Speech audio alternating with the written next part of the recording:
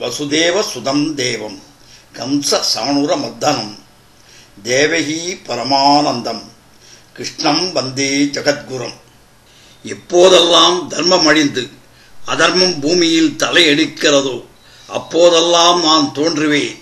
கொடியவர்களை அழித்து பக்தர்களை காப்பதற்காகவும் தர்மத்தை நிலைநாட்டுவதற்காகவும் யுகந்தோறும் அவதரிப்பேன் என்பது கீதை நாயகன் கிருஷ்ணரின் அருள்வாக்கு.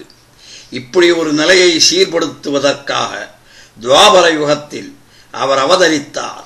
தர்ம நெறி தவறி நடந்த கொடிய அரசர்களிடம் இருந்து உலகை காப்பதற்காக குருக்ஷேத்திர யுத்தத்தை நடத்தினார். மகாபாரதம் என்னும் மகத்தான இதிகாசத்தில் இவருடைய வரலாறு இடம்பெற்றுள்ளது. முழுமுதற் கடவுளாகிய மகாவிஷ்ணுவே கிருஷ்ணராக வசுதேவரின் மகனாக பிறந்தார். யதுகுலத்தின் தலைவனான சூரசேனன் மதுரா நகரை ஆட்சி செய்து வந்தார். அவரது மகளான வசுதேவர் தேவகர் என்பவரின் மகளான தேவகியை திருமணம் செய்து மகிழ்ச்சியில் திளைத்தார்.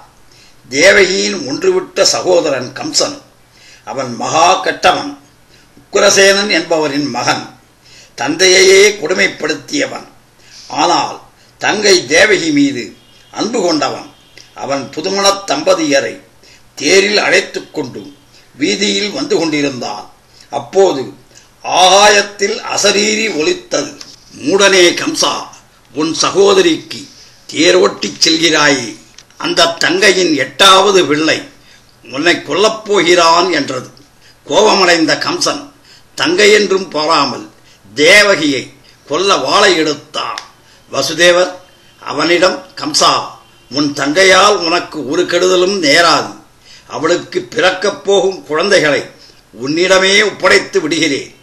அவர்களை நீ என்ன வேண்டுமானாலும் செய்து என்று வாக்களித்தார். சமாதானமடைந்த கம்சன் அவர்கள் இருவரையும் சிறையில் அடைத்தான். அவர்களுக்கு பிறந்த 6 குழந்தைகளை கம்சன் தன் கையாலேயே கொன்றழித்தான். பரம்பொருளான மகாவிஷ்ணு 7வது கர்ப்பத்தை வசுதேவரின் இன்னொரு மனைவியான ரோஹிணியின் வயிற்றில் வளரச் செய்தார்.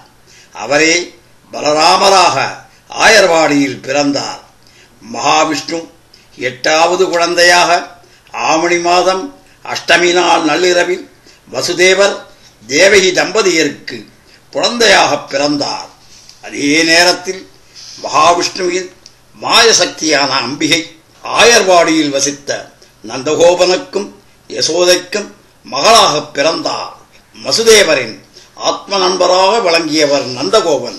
குழந்தை பிறந்ததும் விஸ்வரூபம் எடுத்து தேவகி வசுதேவர் தம்பதியருக்கு தெய்வீக வடிவத்தை காட்டியது.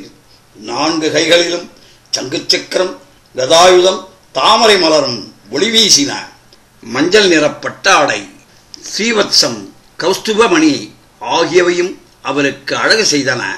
சிறையில் இருந்த தேவகியும் வசுதேவரும் பரம்பொருளே தங்களுக்கு பிள்ளையாக பிறந்திருப்பதை அறிந்து மகிழ்ந்தனர். அவர் வசுதேவரிடம், தந்தையே, என்னை ஆயர்பாடிக்கு எடுத்துச் செல்லுங்கள். உங்கள் நண்பர் நந்தகோபரின் மனைவி யசோதைக்கு பிறந்த யோகமாயா என்னும் பெண் குழந்தையை இங்கு கொண்டு வந்து விடுங்கள் என்று கட்டளையிட்டு தன் தெய்வீக கோலத்தை மறைத்து சாதாரண குழந்தையாக மாறினார். அப்போது சிறையின் கதவுகள் தானாக திறந்தன. காவலர்கள் தூக்கத்தில் ஆழ்ந்தனர். தனக்கு பிறந்த கண்ணுக்கு கண்ணான கண்ணனை தூக்கிக் கொண்டு வசுதேவர் ஆயர்வாடிக்கு கிளம்பினார். அப்போது பலத்த மழை பொழிந்தது. ஆதிசேஷன் குழந்தை நனையாதபடி குடையாக வந்து நின்றார். யமுனை ஆறு 2ஆக பிளந்து வழிவிட்டது. அதை எளிதில் கடந்த வசுதேவர் நந்தகோபன் மாளிகையில் கண்ணனை ஒப்படைத்துவிட்டு யோகமாயாவை எடுத்துக்கொண்டு மதுரா வந்து சேர்ந்தார்.